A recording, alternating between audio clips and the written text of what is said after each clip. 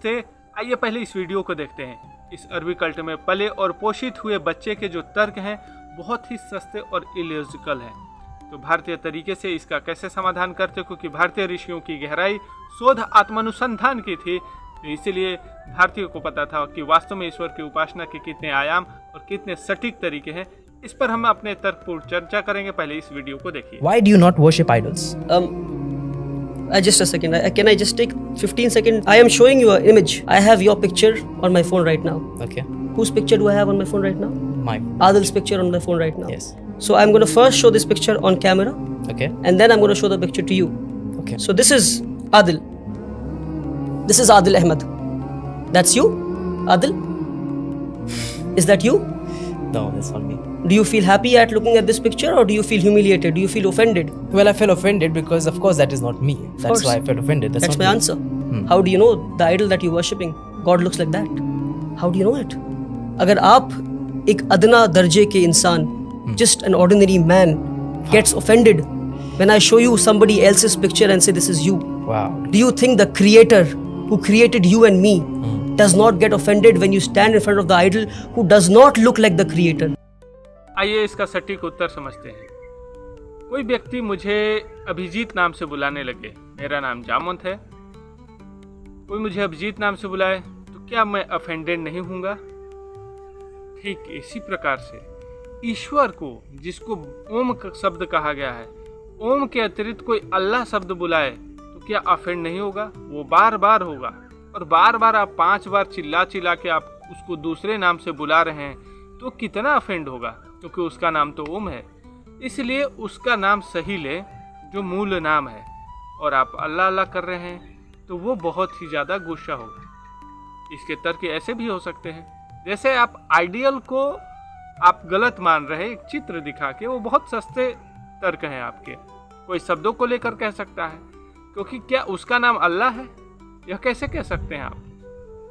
जब आप यह कह रहे हैं कि ईश्वर उस रूप जैसा नहीं है जिस रूप में भी मूर्ति पूजक पूजते हैं, तो क्या उसका नाम अल्लाह है? यह कैसे साबित करेंगे आप?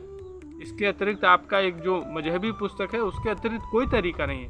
लेकिन जब ईश्वर को ओम कोई कहता है तो ओम को प्रूफ किया जा सकता है। कई तरीके की उसके तरीके हैं।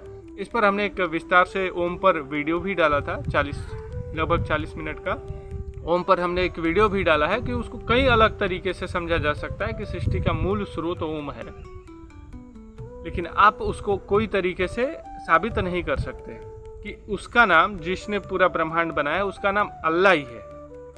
क्योंकि वास्तव में जो पूरे ब्रह्मांड को बनाएगा वो किसी एक व्यक्ति की इच्छाओं को पूरा नहीं करेगा। दूसरी चीज, भारतीय परंपरा में जो ईश्वर की मान्यता है, जिसने पूरे ब्रह्मांड को क्रिएट किया, बनाया, गति और संहार भी कर रहा है, उस परम तत्व ईश्वर को यदि किसी व्यक्ति के किसी प्रकार की पूजा से, किसी प्रकार के नाम या मूर्ति बनाने से यदि ऑफेंड हो जाता, तो पहली बात कि वो ईश्वर हो ही नहीं सकता।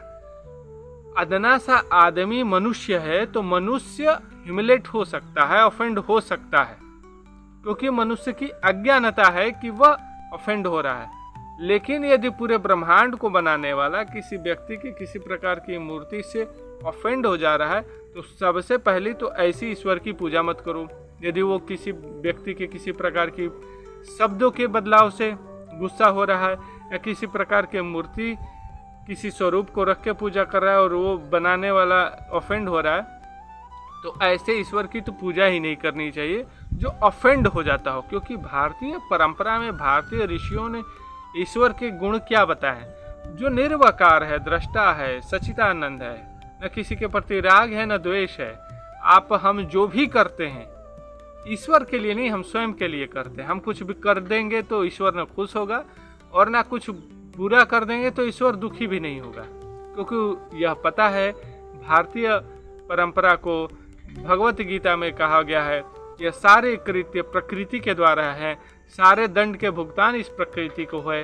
चेतन सत्ता का इसे कोई लेना देना नहीं, वो बस दृष्टा रूप में है, उसकी चेतना काम कर रही है जो सच्चिदानंद स्वरूप है। उसको कोई ह्यूमिलेटेड नहीं, कोई ऑफेंड नहीं, क्योंकि सारे कृत्य नश्वर हैं, क्षणभंगुर हैं और प्रकृति के गुण हैं, चेतना के गुण नहीं है। तो इसलिए ये जो तर्क है बहुत ही सस्ते हैं। तो कम से कम चर्चा करते हो तो थोड़े तर्क ऐसे रखो जो कोई काट ना सके। तो जैसा आप आइडियल के द्वारा कह रहे हैं कि ईश्वर ऐसा नहीं और ऐसी मूर्ति का पूजा कर रहे हैं तो ईश्वर ऑफेंड हो जाएगा, तो उसका नाम अल्लाह थोड़ी ना है, उसका नाम ओम है। ओम ओम करके पूजो, ब्रह्म ब्रह्म करके उसको पूजो, तो उसको कोई दिक्कत नहीं होगा। अल्लाह अल्लाह करोगे तो वो तो गुस्से में होगा, फिर 5 बार डेली चिल्लाते हो, कितना गुस्सा रहता हो। तो इसीलिए शब्दों का सही इस्तेमाल करिए, जो विश्वव्यापी चेतन सत्ता है, तभी सही उपासना हो सकती है। बाद में हम कभी ये सारी चीज़ें क्या है, मूर्ति पूजा ठीक है नहीं है, कितनी ठीक है, क्या वास्तव में है या नहीं है, बहुत सारे विरोधात्मक इस पे प्रश्न लोगों के रहते हैं, शंकाएं रहती हैं। तो वैसे मैंने अपनी पुस्तक धैर्य में इसका पूरा जिक्र किया है, उसमें सारे संदेह का निराकरण किया गया है। परंतु इस पर एक मैं वीडियो बनाऊंगा, जब मैं साधना की प्रक्रिया पे केवल बोलना शुरू करूंगा, उस समय मैं उस पर लंबे से और गहरे विस्तार से वीडियो बनाऊंगा। तब तक धन्यवाद, जय हिंद।